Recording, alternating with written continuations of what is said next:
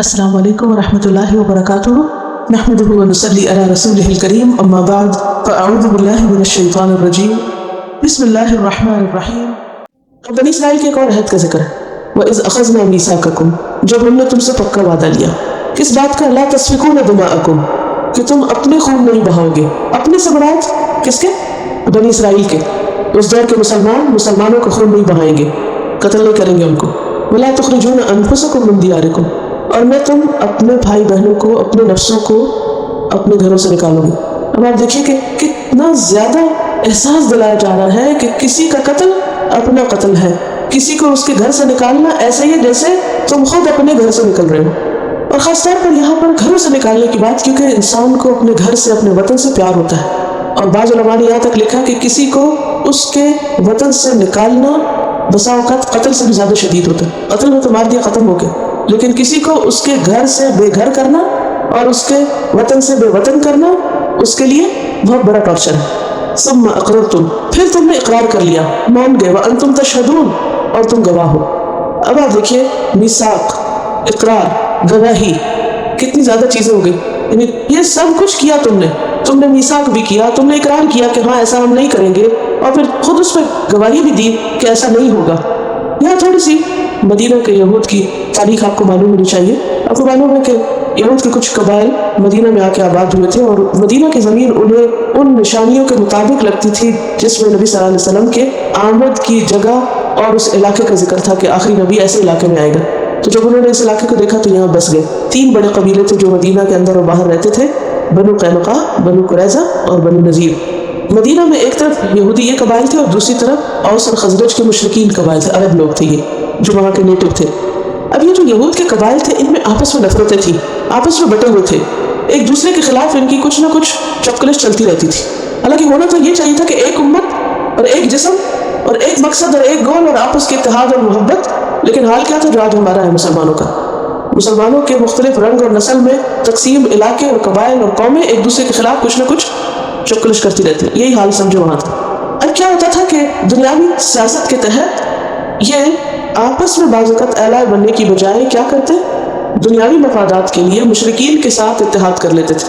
جیسے آج کل مسلمان اپنی قومی سیاست کے تحت یہ نہیں دیکھتے کہ ہم کس کا گروہ، کس کی پارٹی ہے، کس کے ساتھ دے رہے ہیں، کس کی مدد کر رہے ہیں، بس وہ دیکھتے کہ ہمیں وقتی طور پر فائدہ کس سے۔ تو یہ بھی کیا کرتے کہ آپس میں اتحاد کرنے کی بجائے مشرکین قبائل سے اتحاد کر لیتے۔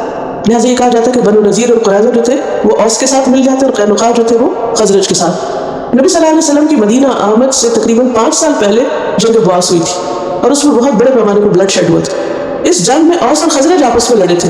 اب کیا ہوا، جو لوگ اوس کے ساتھ تھے یہود کے، وہ ان کی طرف سے لڑے، اور جو خزرج کے ساتھ تھے وہ ان کی طرف سے لڑے، اور آپس میں اب ان کی جنگ شروع ہوئی۔ اب جب آپس میں جنگ ہوئی ان 2 قبائل کی، تو جو ان کے allied تھے ان کی آپس میں لڑائی ہوئی۔ اب اس میں کیا ہوا، مسلمان کے آمنے سامنے آئے اور ایک دوسرے کی قتل و غارت کی، اور ان کو ان کے گھروں سے نکالا، اور یہ سارے کام کیے جن سے اللہ تعالیٰ نے منع کیا۔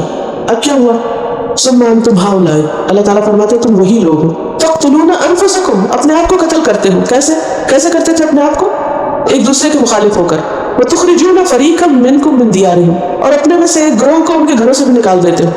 یعنی اس مار پٹائی میں، اس جنگ و جدل میں، جنگ میں تو پھر یہ نہیں دیکھا جاتا کہ کس کو کون نکال رہا ہے، تو ایک یہود قبیلہ دوسرے یہود قبیلے کے لوگوں کو کیا کرتے؟ قتل بھی کرتے اور ان کو ان کے گھروں سے بھی نکال دیتے۔ تظاہرون علیہم بالاسم والعدوان، تم ان پہ چڑھائی کرتے گناہ اور زیادتی کے ساتھ۔ وَإِن یَأْتُوکُمْ أُسَارَىٰ، اور جب وہ قیدی بن کے تمہارے پاس آتے تفادوہم، تو تم ان کو فدیہ دے کے چھڑاتے۔ اب ان کا تضاد آپ دیکھیں۔ وَمُحَرَّمٌ عَلَيْكُمْ إِخْرَاجُهُمْ، حالانکہ ان کا نکالنا ہی تم پہ حرام کیا گیا تھا۔ اللہ نے یہود سے 4 عہد لیے تھے، کیا کہ ایک دوسرے کا خون نہ کریں گے، ایک دوسرے کو جلا وطن نہیں کریں گے، ظلم اور زیادتی میں مدد نہیں کریں گے، فدیہ دے کے قیدیوں کو چھڑائیں گے۔ اب یہ کیا کرتے؟ پہلے 3 احکام کو پامال کر دیتے۔ کیسے؟ خون بھی کرتے، ظلم زیادتی بھی کرتے، جلا وطن بھی کرتے، لیکن آخری حکم جو تھا اس کی پابندی کرتے، اور وہ کیا تھا کہ جب تمہارے بہن بھائی قید میں چلے جائیں تو فدیہ دے کے چھڑا لینا۔ اب ہوتا کیا، جنگ و جدل میں جب وہ قیدی بن جاتے کچھ لوگ، تو پھر تورات کا حوالہ دے کے مذہبی لیڈرز ان کے چندوں کی اپیل کرتے کہ ہمارے اتنے بھائی فلاں جگہ پر قید ہیں، لہٰذا ان کے لیے فدیہ جمع کرو اور ان کو چھڑاؤ۔ یعنی کنٹرڈکشن دیکھیں وجہ کیا تھی اس تضاد کی، کہ اللہ کے احکامات کی پابندی تو کرتے نہیں تھے جو حقیقی حکم تھے، کہ قتل نہیں کرنا, جلاوت نہیں کرنا, ظلم زیادتی نہیں کرنا. لیکن جو نمائشی قسم کے مذہبی کام تھے, چندے جمع کر کے اور یہ بتانا کہ ہم بہت خیر خواہ ہیں اور ہمارے دل میں بہت ہمدردی ہے اور ہم قیدیوں کے لیے بہت رحم دل ہیں اور ان کے لیے ہم چندہ جمع کر رہے ہیں اور ہم ان کو چھڑا رہے ہیں, کنٹرڈکشن. ایک طرف اللہ کے احکام کی تم خلاف ورزی کر رہے ہو, مار داڑ کر رہے ہو, اور دوسری طرف چندے جمع کر کے قیدی چھڑا رہے ہو. تو وجہ کیا تھی؟ وجہ یہ تھی کہ جس کام میں ان کی نمائش ہوتی اور ان کو بڑی شہرت ملتی, اس کام کو تو بڑی خوشی سے کرتے, لیکن اول درجے میں جہاں اللہ کے حکم کی پابندی مطلوب تھی اس کو کرتے نہیں تھے. تو اس پر اللہ سبحانہ وتعالیٰ نے فرمایا کہ تم قتل بھی کرتے ہو, جلا وطن بھی کرتے ہو, ظلم اور زیادتی بھی کرتے ہو. وَإِن يَأْتُوكُمْ أُسَارَىٰ, ہاں اگر قیدی ہو کے آ جائیں تو پھر تم فدیہ دے کے چھڑا دیتے. وَهُوَ مُحَرَّمٌ عَلَيْكُمْ إِخْرَاجُهُمْ, حالانکہ ان کا تو نکالنا ہی حرام تھا. أَفَتُؤْمِنُونَ بِبَعْضِ الْكِتَابِ, کیا تم کتاب کے بعض حصے کو مانتے ہو, وَتَكْفُرُونَ بِبَعْضٍ, اور بعض کا کفر کرتے ہو. کس کو مانتے تھے؟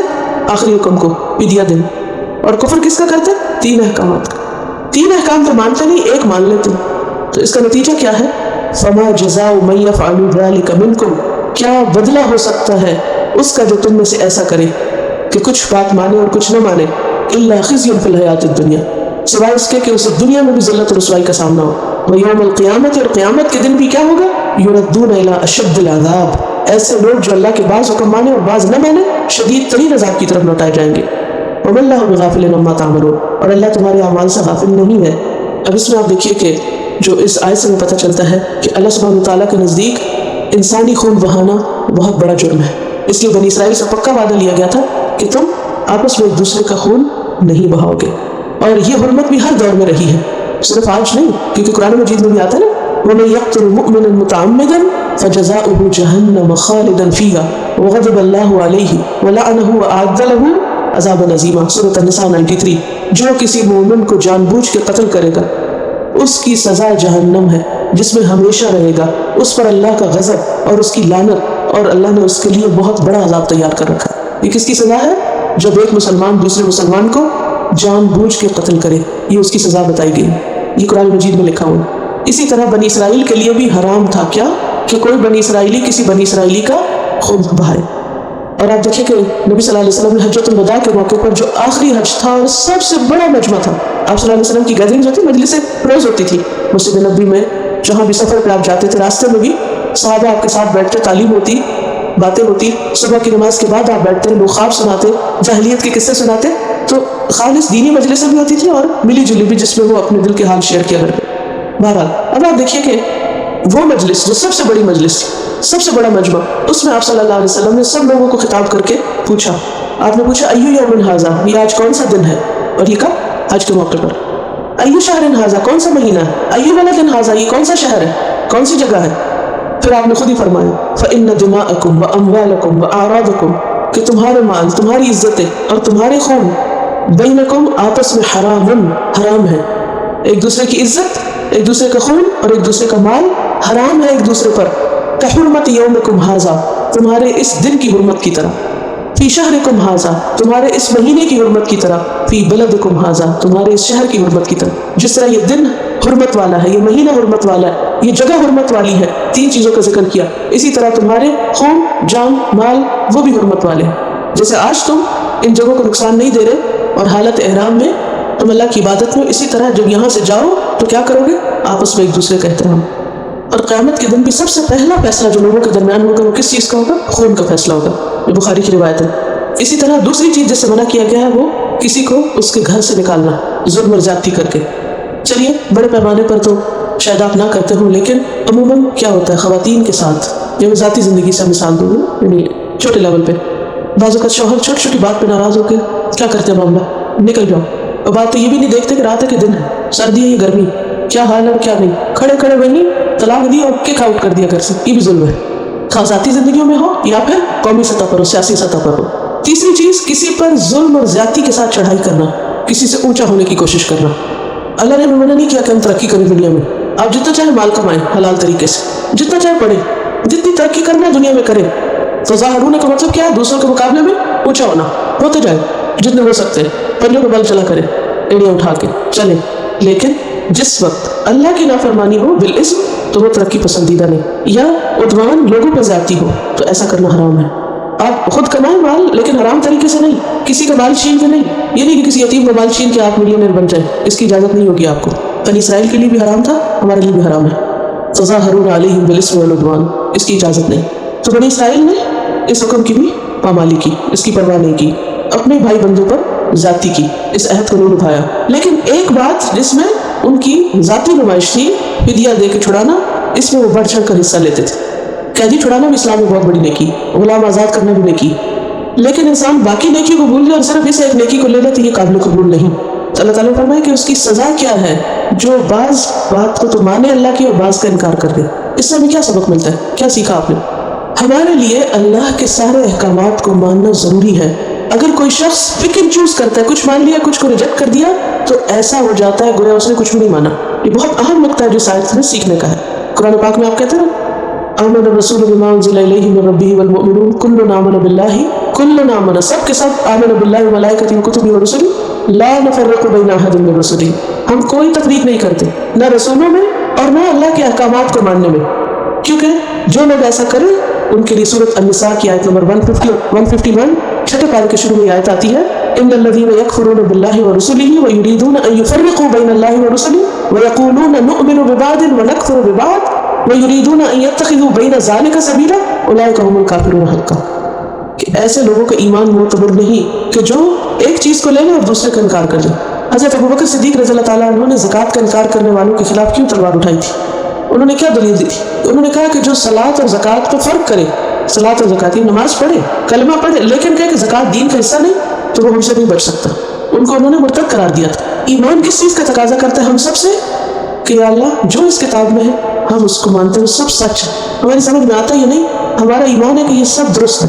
اور اگر انسان کہ نہیں یہ تو میں مان لوں گی، یہ نہیں میں مان سکتی، اور اس کو تو میرا ماننے کو دل ہی نہیں چاہتا، تو ایسا کرنے سے جو مان رہے ہیں وہ بھی ضائع ہو جاتا ہے. اور اگر کوئی ایسا کرے کہ کچھ حکم لے لے اور کچھ کو چھوڑ دے اور اس کی مخالفت کرے اور جان بوجھ کے مخالفت کرتا چلا جائے، تو پھر اس کے لیے کیا ہے؟ دنیا میں رسوائی. آج مسلمانوں کی رسوائی کیوں ہے دنیا میں؟ کیونکہ انہوں نے خود ہی اپنے دین کا مذاق بنا رکھا ہے. مسلمان خود اپنے دین کے خلاف نقطے نکالتے رہتے، خود کتابیں لکھتے رہتے، خود ایسی باتیں کرتے رہتے. تو یہ تو دنیا کا حال ہے. یوم القیامت ہی، اور ایسے لوگوں کا قیامت کے دن حشر کیا ہوگا؟ یردون الی اشد العذاب. اللہ کی بات کو ریجیکٹ کرنا جو اس نے علم کی بنا پہ اتاری، اللہ کے بندے ہو کر اتنی چھوٹی سی عقل رکھ کے اللہ ہی کے احکام کا مذاق اڑانا اور اس کے خلاف باتیں کرنا، یہ کسی مومن کو زور نہیں دیتا. وما اللہ بغافل عما تعملون، اور اللہ غافل نہیں اس سے جو تم عمل کرتے. اب دیکھیں کہ آیت کتنی بار آئی ہے، اللہ تمہارے اعمال سے غافل نہیں. اس سے کیا پتہ چلتا ہے؟ کہ ہمارے سارے اعمال کو واچ کیا جا رہا ہے. ہم اگر سارا قبول کر رہے ہیں تو، بعض کر رہے ہیں تو، جو بھی کر رہے ہیں، ہم اپنی عملی زندگی کو دیکھیں، اپنے آپ سے پوچھیں کہ کیا میں اللہ کے سارے احکامات کو مانتی ہوں؟ میرا دل ان کو قبول کرتا ہے؟ اور جو چیزیں مجھے عمل کی پتہ چلتی ہیں ان پہ کیا عمل کرتی ہوں؟ کیا مجھ میں نمائشی نیکیوں کا تو نہیں شوق؟ کئی لوگ نیکی کے کام کرنا چاہتے ہیں لیکن ان کو صرف ان کاموں کا شوق ہوتا ہے جس سے شہرت بنے، جس سے لوگوں میں مشہوری بنے. لیکن وہ کام جو چھپے ہوئے ہوں، ایسے لوگوں کی مدد کرنا کہ جو آپ کا شکریہ بھی ادا نہ کریں، اس سے ان کو کوئی دلچسپی نہیں ہوتی. تو یہ بھی درست نہیں. تو قرآن ہمارے لیے ایک آئینہ ہے جس میں ہم سب اپنے آپ کو دیکھ سکتے ہیں کہ ہم کن چیزوں کو لیتے ہیں اور کن کو نہیں. اور ایک بات ہم سب یاد رکھیں کہ واپسی ہم سب کی اللہ کی طرف، مانے یا نہ مانے جانا وہیں پر ہے. فرمایا اولئک الذین اشتروا الحیاۃ الدنیا بالآخرہ، یہ وہ لوگ ہیں جنہوں نے دنیا کی زندگی آخرت کے بدلے خرید لی. وجہ بتائی جا رہی ہے کہ ایسا کیوں ہوتا ہے کہ لوگ کچھ مانتے ہیں اور کچھ چھوڑ دیتے ہیں. کیا وجہ ہوتی؟ دنیا کے مفاد. ہم اللہ تعالیٰ کے ان احکامات کو تو لے لیتے ہیں جس سے ہماری دنیا کا نقصان نہ ہو، لیکن جہاں ہمیں دنیا کا نقصان ہونے لگے وہاں ہم کیا کرتے ہیں؟ چھوڑ دیتے ہیں. تو یہاں پر اللہ سبحانہ تعالیٰ وجہ کھول کے بتا رہے ہیں کہ احکام کی نافرمانی کیوں ہوتی ہے؟ دنیا کی محبت کی وجہ سے، دنیا کے فائدے سمیٹنے کے لیے. بل تؤثرون الحیات الدنیا والآخرۃ خیر وابقی. نبی صلی اللہ علیہ وسلم نے ہم سب کو وارن کیا ہے. صحیح مسلم کی ایک روایت ہے، آپ نے فرمایا انہا ستکون فتن، ان قریب بہت سے فتنے ہوں گے. فتنے کیا ہوتے ہیں؟ آزمائشیں. قطع اللیل المظلم، رات کے اندھیرے ٹکڑے کی طرح، جیسے اندھیرے میں کچھ دکھتا نہیں نا، ایسے ہی ان فتنوں میں سمجھ نہیں آئے گی کرے کیا تو کیا نہ کرے. یصبح الرجل مؤمنا ویمسی کافرا، ایک شخص صبح کے وقت مومن اٹھے گا، ایمان کی حالت میں صبح کرے گا، شام تک کافر ہو چکا ہوگا. اور یمسی مؤمنا ویصبح کافرا، یا شام تک اس کا ایمان سلامت ہوگا، جب سویرے اٹھے گا اس کا دل پھرا ہوا ہوگا. کیوں؟ یبیع دینہ بعرض من الدنیا، دنیا کے فائدے کی خاطر اپنا دین بیچ ڈالے گا، دین پہ کمپرومائز کر لے گا. تو ان فتنوں سے ہمیں خبردار کیا گیا ہے. اولئک الذین اشتروا الحیات الدنیا، یہ لوگ دنیا کی زندگی خریدتے ہیں آخرت کے بدلے، آخرت چھوڑ کے دنیا چاہتے ہیں، اس لیے کچھ حکم مانتے اور کچھ حکم نہیں مانتے. فلا یخفف عنہم العذاب، ایسے لوگوں سے عذاب ہلکا نہ کیا جائے گا، جس عذاب مصیبت میں پڑیں گے اس میں کمی نہیں کی جائے گی. ولا هم ینصرون، اور نہ وہ مدد دیے جائیں گے. قرآن پاک میں آتا ہے کہ جہنم میں جانے والے جہنم کے داروغہ مالک سے کہیں گے یا مالک لیقضی علینا ربک، مالک دعا کرو کہ تمہارا رب ہمارا فیصلہ چکا دے، ہمیں موت دے دے، بس بہت جل چکے ہم، بہت مصیبت آ گئی، اب ہمارا فیصلہ ہو جائے. مالک کیا کہے گا؟ انکم ماکثون، تمہیں ہمیشہ رہنا ہے، یہاں سے نہیں نکل سکتے. اب کیا کریں گے؟ اور جو جہنم کے باقی داروغ ہیں ان کے پاس جائیں گے جہنمی اور کہیں گے ادعوا ربکم، اے فرشتوں تم ذرا اپنے رب سے دعا کرو، ہماری سفارش کر دو. یخفف عنا یوما من العذاب، کہ اللہ ہمارے عذاب میں ایک دن کی کمی کر دے، بس ایک دن کی چھٹی مل جائے ہم کو کہ اس دن عذاب نہ ہوا کرے. دنیا میں بھی ہم کام کرتے رہتے ہیں نا، پورا ویک کام کرتے ہیں، ہم کیا کہتے ہیں ویکینڈ تو پارے ملنے چاہیے نا، ایک دن تو چھٹی ہونی چاہیے، ایک دن تم آرام کریں. وہاں بھی کہیں گے چلو 6 دن اگر عذاب ہے تو ایک دن ہمارا عذاب کم ہو جائے، ختم بھی نہیں کم ہو جائے. تو جواب میں کیا کہیں گے؟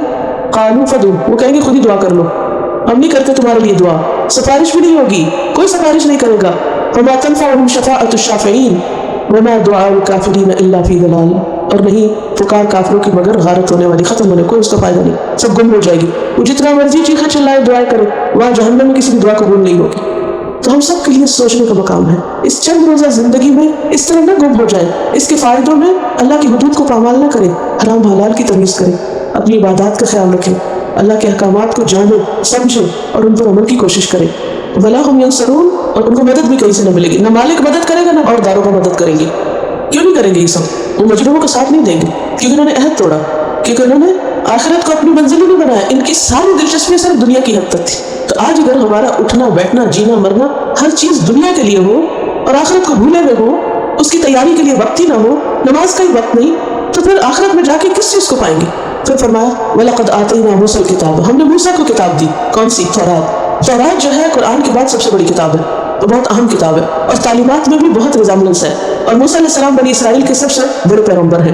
وَقَفَّيْنَا مِن بَعْدِهِ بِالرُّسُلِ، اور اس کے بعد ہم نے کئی رسول پیدل پہ بھیجے جن کا ذکر پہلے میں نے کیا. وَآتَيْنَا عِيسَى ابْنَ مَرْيَمَ الْبَيِّنَاتِ، اور عیسیٰ ابن مریم کو بھی ہم نے کھلی نشانیاں دی تاکہ لوگ ان کو مان سکے. اس کی تفصیلات آپ آل عمران 49 میں پڑھیں گے کہ کس طرح اللہ سبحانہ وتعالیٰ کے اذن سے وہ مردوں کو زندہ کر لیتے، پرندہ بنا کے اڑا لیتے، کوڑی بیمار کو اچھا کر دیتے، لوگوں کو بتا دیتے وہ کیا کھا کے آئے، کیا گھر میں چھوڑ کے آئے. یہ نشانیاں تھیں عیسیٰ علیہ السلام کے ساتھ تاکہ لوگ ان کی نبوت کو مان سکیں. وَأَيَّدْنَاهُ بِرُوحِ الْقُدُسِ، روح القدس کے ساتھ ہم نے اس کی تائید کی. وہ بچپن میں بول پڑے انگوڑے میں، اور پھر جب انہیں پھانسی دینے کی کوشش کی گئی تو جبریل امین ان کو اٹھا کے لے گئے. تو أَيَّدْنَاهُ بِرُوحِ الْقُدُسِ، اب اللہ سبحانہ وتعالیٰ بنی اسرائیل پر اپنے احسانات یاد کرا رہے. دیکھو ہم نے تم کو ایسے نہیں چھوڑ دیا، ہم نے پیغمبر بھیجے ہیں، ہم نے تمہیں کتابیں دی ہیں، ہم نے عیسیٰ ابن مریم کے ساتھ نشانیاں بھیجی ہیں تاکہ تم ایمان لاؤ اور تم اپنا عمل بدلو. لیکن تم نے کیا کیا؟ أَفَكُلَّمَا جَاءَكُمْ رَسُولٌ، کہ جب کبھی کوئی رسول آیا تمہارے پاس بِمَا لَا تَهْوَىٰ أَنفُسُكُمْ، جو تمہارے دلوں کو پسند نہ آیا، یعنی رسول آیا، پیغام لایا، کتاب لایا، تمہیں اچھی نہیں لگی وہ باتیں، استکبرتم، تو تم آگے سے اکڑ گئے، تم نے تکبر کیا، تم نے رسول کی بات ہی نہیں سنی. تم نے کہا یہ کیا ادھر ادھر کی باتیں کرتے ہیں، ہم زیادہ عقل مند ہیں، ہمیں زیادہ پتہ ہے، تمہیں کیا خبر دنیا میں کیسے رہتے ہیں، تم تو صرف بازی کرتے رہتے ہو. فَفَرِيقًا كَذَّبْتُمْ، ایک گروہ کو تم نے جھٹلا دیا، وَفَرِيقًا تَقْتُلُونَ، اور ایک گروہ کو تم نے قتل کر دیا. تو بنی اسرائیل کے پاس جو بھی اسباب ہدایت تھے انہوں نے ان کو ختم کرنے کی کوشش کی. اب اس میں آپ دیکھیے کہ بہت سے پیغمبروں کو انہوں نے مان کے نہیں دیا اور کچھ کو تو قتل ہی کر دیا، جیسے یحییٰ علیہ السلام تھے، عیسیٰ علیہ السلام کو قتل کرنے کی کوشش کی. نبی صلی اللہ علیہ وسلم کو خیبر کے یہود نے زہر دیا جس کی تکلیف آپ اپنے مرض الموت میں بھی محسوس کر رہے تھے. تو یہاں انہیں بتایا جا رہا ہے کہ دیکھو اللہ نے اتنے تم پر احسان کیے اور تمہاری ہدایت کا مستقل انتظام رکھا، ایک کے بعد ایک رسول بھیجا، عیسیٰ علیہ السلام کو یہ سب کچھ دیا، لیکن تم نے کیا کیا؟ تم نے کوئی بات سن کے نہیں دی، کسی بات کو قبول ہی نہیں کیا، تم نے سب جھکایا ہی نہیں، کسی چیز کو خاطر میں نہیں لائے، اور تمہاری ہٹ دھرمی اس حد تک بڑھی کہ تم نے حق کی بات کرنے والوں کو جھٹلا بھی دیا، ڈینائی کیا، اور اس کے ساتھ ساتھ ان کو قتل بھی کر دیا. کہ یہ کیوں وہ نصیحتیں کرتے جو ہماری خواہشات نفس کے خلاف جاتی. آج بھی آپ دیکھیں کہ لوگوں کو دین کی تعلیم تبلیغ یہ سب کیوں نہیں لگتا اچھا، کہ کوئی کہتے ہیں کس طرح پھر ہماری خواہشات جو ہیں جو ہم کرنا چاہتے ہیں ہم اپنی منمانی نہیں کر سکتے، اور پھر وہ کیا چاہتے ہیں انہیں کو ختم کر دو جو حق بتاتے ہیں. وقالو، اور اکڑ کے بارے کہنے لگے قلوبنا غلف، ہمارے دلوں میں پہلے ہی بہت علم ہے، ہمیں سب آتا ہے، تو کیا بتانے آئے ہم کو، ہمارے دل تو خزانے ہیں علم کے، سب کچھ ہے ہمارے پاس، یا ہمارے دل غلاف کے اندر بند ہے، ہمیں تمہاری باتیں نہیں سمجھ آتی. मत नसीहत करो हमको, हम कुछ नहीं सुनना चाहते, हमें नहीं हिदायत चाहिए। जैसे कि अहले मक्का भी कहते हैं वक़ालू क़ुलूबुना फ़ी अकिन्नतिन मिम्मा तदूना इलैह, हमारे दिल पर्दे में है जिसकी तरफ तुम्हें बुलाते हैं, हमारे और तुम्हारे दरमियान एक हिजाब है, हमारे और तुम्हारे दरमियान कोई कम्युनिकेशन नहीं हो सकती, हमें तुम्हारी बातें नहीं समझ आती, हमारी सर के ऊपर से जाती है। ऐसा क्यों होता है कि हक बात समझ ना आए? ऐसा क्यों होता है कि अच्छी बात में दिल न लगे? ऐसा क्यों होता है कि करीब तरीन रिश्तेदारों में भी कम्युनिकेशन खत्म हो जाती है जब दीन की बात आती है? दुनिया की बातों में आप देखें लोग घंटों बोले चले जाएंगे और एक दूसरे के करीब होंगे और एक दूसरे से खूब कम्युनिकेशन कर रहे हैं, लेकिन जो भी दीन की बात आती है तो क्या होता है, एकदम लेवल फर्क हो जाता है।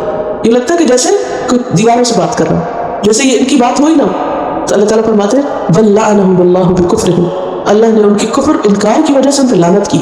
और जब किसी पे अल्लाह की लानत हो जाए, अल्लाह की रहमत से कोई दूर हो जाए, तो फिर उसके दिल पर हिदायत की बात असर नहीं करती। यानी जब कोई शख्स रिजेक्ट ही करता चला जाए, डिनाई करता चला जाए, उसने डिसाइड कर लिया कि मुझे नहीं लेना हक, मुझे नहीं सुनना, मुझे नहीं करना, तो फिर अल्लाह की रहमत उससे हट जाती, फिर उसके लिए हिदायत के दरवाजे बंद हो जाते हैं। फ़क़लीलन मा युमिनून, तो कितना कम है जो ईमान लाते, बहुत थोड़ा है उनका ईमान। क्योंकि ईमान ज्यादा हो तो क्या होता है, दिल का जंग धुल जाता है। याद रखिए ईमान की एक हरारत होती है, हम सब गलतियां करते हैं, हम सबसे गुनाह होते हैं, लेकिन ईमान की हरारत से सारा मैल कुचैल निकलता चला जाता है। यही वजह है कि जब आप किसी ऐसी मजलिस में होते हैं, किसी ऐसी जगह पर होते हैं, जैसे अगर आप हज करने जाते हैं तो ईमानी माहौल होता है, ईमान बढ़ता है, नतीजा क्या होता है, बुराइयां बुरी लगने लगती हैं। आप किसी अच्छी मजलिस में होते हैं, अच्छे इंसान के साथ होते हैं, तो आपको बुराइयों से नफरत होने लगती है। लेकिन जब ईमान का लेवल लो होता है, कमजोर होता है ईमान, तो फिर अच्छी बात बुरी लगने लगती है। तो कुरान की बात अच्छी नहीं लगती, दीन की बात अच्छी नहीं लगती, तो अल्लाह ताला फरमाते हैं कि असल बात है कि कलीलन मा युमिनून, बहुत थोड़ा है जो ईमान लाते हैं, उनका ईमान बहुत कम है। वलम्मा जाअहुम किताबुम मिन इंदिल्लाह, और जब आई उनके पास किताब अल्लाह की तरफ से, मुसद्दिकुल लिमा मअहुम, जो उसकी तस्दीक करती है जो उनके पास है, इन कुरान, वकानु मिन क़ब्लु यस्तफ्तिहूना अला लज़ीना कफ़रू, इससे पहले वो काफिरों के मुकाबले में फतह मांगते थे। यानी जब इनकी औस और खज़रज से लड़ाइयाँ होती तो क्या कहते, या अल्लाह वो आखिरी नबी जल्द भेज ताकि उसके साथ मिल के हम इनको शिकस्त दें, क्योंकि उन्हें पता था कि आखिरी नबी की अल्लाह मदद करेगा। आखिरी नबी के औसाफ में इस बात में ये बात मौजूद थी और इनको अपनी किताब के जरिए पता था। पैगंबर के आने से पहले वो पैगंबर के आने की दुआएं मांगते थे, क्या अल्लाह पैगंबर भेज। फलम्मा जाअहुम, फिर जब वो आ गया उनके पास, कौन, पैगंबर, मा अरफू, जिसको उन्होंने पहचान लिया कि वाकई वो है। कुरान मजीद में एक और जगह पर आता है सूरत अल-अनाम आयत 20, अल्लज़ीना आतैनाहुमुल किताब यअरिफूनहु कमा यअरिफून अबनाअहुम, जिन्हें हमने किताब दी है वो उस पैगंबर को ऐसे पहचानते हैं जैसे अपने बेटे को पहचानता है। मा अरफू कफरू बिही, तो क्या हुआ इनका रिएक्शन, इनकार कर दिया, कुफ्र कर दिया। फलानतुल्लाहि अलल काफिरीन, लानत है अल्लाह की इनकार करने वालों पर। तो यहाँ पर बनी इसराइल की हकीकत को ली जा रही है कि इनके कंट्रोडिक्शन देखो, कि किताब का इंतजार था इनको, पैगंबर का इंतजार था, जब हक आया तो इनकार कर दिया। क्यों किया, उसकी अगली आयत में वजह बताएगी। बि'सा मश्तरौ बिही अनफुसहुम, कितनी बुरी चीज है जिसके एवज उन्होंने अपने आप को बेच डाला। अन यकफरू बिमा अंज़लल्लाह, कि उन्होंने कुफ्र किया उसका जो अल्लाह ने उतारा। वजह बग़यन, जिद की वजह से, बगावत की वजह से, हसद की वजह से। क्या हसद, अय्युनज़्ज़िलल्लाहु मिन फ़ज़लिही अला मन यशा, कि उतारता है अल्लाह अपने फजल में से जिस पर वो चाहता है अपने बंदों में से। कि पैगंबर इनमें से क्यों नहीं आया, पैगंबर बनी इसराइल में से क्यों नहीं आया, बस ये जिद लगा ली, हसद कर लिया। क्योंकि अरबों को तो ये उम्मी कहते थे और अपने से कमतर समझते थे। अब चूंकि पैगंबर उनमें से आ गया तो उन्होंने कहा कि हम नहीं मानेंगे, अगर हमारी कौम और कबीले का होता तो हम मानते। अभी उनका तासुब था। फ़बाउ बिग़ज़बिन अला ग़ज़ब, तो वो अल्लाह के गज़ब पर गज़ब के साथ पलटे, फिर अल्लाह का उन पर शदीद गज़ब हुआ। वलिल काफ़िरीना अज़ाबुन मुहीन, और काफिरों के लिए अज़ाब है रुसवा करने वाला। तो बात यह है कि उन्होंने जो कुछ पसंद किया, यानी कुफ्र और इनकार, अल्लाह ने उसको बेसमा कहा कि बदतरीन चीज़ है, इकरार की बजाय इनकार। फिर एक और बात इस आयत से पता चलती है कि इंसान की जिद जो है, एरोगेंस जो है, हकदर्मी जो है, वो हक को कबूल करने में रुकावट बन जाती है, जैसे इनकी। इसी तरह हसद भी हक को कबूल करने में रुकावट बन जाता है। एक इंसान बाज़ वक़्त इतना अच्छा होता है, इतनी खैर होती है, लेकिन जो उससे जेलस होता है उसे उसमें कोई खैर नजर नहीं आती, वो जेलसी की वजह से उसकी हर खूबी में भी खामी तलाश कर लेता है। तो हसद जो है ये इंसान को हक कबूल करने में मानी होती है। एक और बात ये कि अल्लाह ने कुरान को अपना फजल कहा है, युनज़्ज़िलुल्लाहु मिन फ़ज़लिही अला मन यशा। ये क्या उतारा है अल्लाह ने, कुरान, वही। और ये क्या है, फजल। ये नेमत जो इस वक्त आपको मिल रही है, यानी कुरान की ये दौलत जो इस वक्त आपको नसीब हो रही है, ये भी दरअसल क्या है, अल्लाह का फजल है। अल्लाह जिसके लिए चाहता है उसका दिल खोल देता है, उसके लिए रास्ते आसान कर देता है। तो इस पर अल्लाह का शुक्र अदा करना चाहिए। نبی صلی اللہ علیہ وسلم جو طویل قیام کرتے تھے کیا کہتے تھے؟ فلا اکون عبدا شکورا، کیا میں اللہ کا شکر گزار بندہ نہ بنوں کہ اللہ نے مجھے اتنے بڑے انعام سے نوازا کہ مجھ پر وحی اتاری، مجھے اپنی کتاب دی اور آپ کے ذریعے یہ کتاب ہم سب تک بھی پہنچی. لہٰذا اس فضل پر شکر گزار ہونا چاہیے، نہ کہ انکار. اور پھر یہ ہے کہ انسان کو ہمیشہ یہ دیکھنا چاہیے کہ حق جہاں بھی ہو قبول کر لے، بھلے وہ کسی دوست کے پاس ہو یا دشمن کے پاس ہو. کبھی کسی اچھی بات کا انسان اس لیے انکار نہ کرے کہ چونکہ یہ فلاں کہہ رہا ہے. یہ تعصب نہیں ہونا چاہیے، باعث نہیں ہونا چاہیے انسان کو. وَإِذَا قِيلَ لَهُمْ آمِنُوا بِمَا أَنزَلَ اللَّهُ، اور جب ان سے کہا جاتا ہے ایمان لاؤ اس پر جو اللہ نے اتارا، قالوا، وہ کہتے ہیں نؤمن بما انزل علینا، ہم تو اس کو مانیں گے جو ہم پر اترا، بس تورات کو مانیں گے، قرآن نہیں مانتے. وَيَكْفُرُونَ بِمَا وَرَاءَهُ، اور وہ کفر کرتے ہیں جو اس کے علاوہ ہے، یعنی قرآن وغیرہ. وَهُوَ الْحَقُّ، حالانکہ وہ قرآن حق ہے. مُصَدِّقًا لِمَا مَعَهُمْ، اس چیز کی تصدیق کرتا ہے جو ان کے پاس ہے. یعنی قرآن سے بھی کیوں دعوت ہے، کیوں دشمنی ہے؟ قرآن تو وہ سب باتیں بتا رہا ہے جو پہلے سے ان کی کتابوں میں لکھی ہوئی ہیں. قرآن کوئی نئی چیز تو نہیں لایا، قرآن ان کی چیزوں کو کنفرم کر رہا ہے. قرآن تو ان سے تعصب نہیں رکھتا ہے، نہیں کیوں قرآن سے ضد ہے؟ قُلْ فَلِمَ تَقْتُلُونَ أَنْبِيَاءَ اللَّهِ، ان سے پوچھئے تم اللہ کے نبی کو کیوں قتل کرتے رہے ہو؟ من قبل، اس سے پہلے. اگر تم کہتے ہو کہ ہم صرف اپنے نبی مانیں گے اور اپنی کتاب مانیں گے تو پھر اپنے نبی کو کیوں قتل کیا تھا تم نے؟ ان کنتم مؤمنین، اگر تم مومن ہو. تو اس آیت سے یہ پتہ چلتا ہے کہ گروہی تعصب جو ہوتا ہے، تعصب کیا ہوتا ہے؟ باعث ہونا، کہ جو ہمارے پاس ہے بس ہم اس کو مانیں گے، جو ہمارے بزرگ کہتے ہیں بس ہم وہ لیں گے، جو ہمارے خاندان کی روایتیں ہیں بس ہم وہ لیں گے، دوسروں کی بات کو نہیں قبول کریں گے. تو بات یہ ہے کہ دین میں فرقہ واریت اور گروہ پرستی اور صرف چند باتوں کو لینا اور باقیوں کو انکار کر دینا، خواہ وہ صحیح کیوں نہ ہو، یہ درست رویہ نہیں. اور پھر یہ ہے کہ اس آیت سے بھی پتہ چلتا ہے کہ اللہ سبحانہ وتعالیٰ بہت زبردست اور خوبصورت طریقے سے ان کی باتوں کا رد کرتا ہے. تو بعض اوقات جب دین کے معاملے میں کوئی غلط بات کر رہا ہو تو اس کا رد کرنا بھی دلیل کے ساتھ ضروری ہے. اور کتنی زبردست دلیل ہے. تم کہتے ہو کہ ہم اپنی کتاب مانیں گے، اپنے پیغمبر مانیں گے، وہ اپنے پیغمبر کے ساتھ کیا سلوک کیا تھا.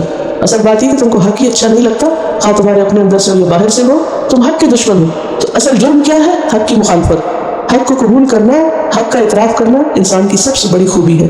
اور جب کسی شخص کے اندر یہ خوبی آ جاتی ہے تو اللہ کا محبوب ترین بندہ بن جاتا ہے. تو اللہ تعالیٰ ہم سب کو اس کی توفیق دے کہ حق جہاں بھی ہو ہم اسے قبول کر لیں، اور اسے قبول کرنے میں کبھی بھی تاخیر سے کام نہ لیں. اور اللہ ہمارے اندر کی ضد، حسد اور تعصبات کو دور کر دے اور ہمیں دوسروں کے لیے خیر و بھلائی کا ذریعہ بنائے. وآخر دعوانا الحمد للہ رب العالمین.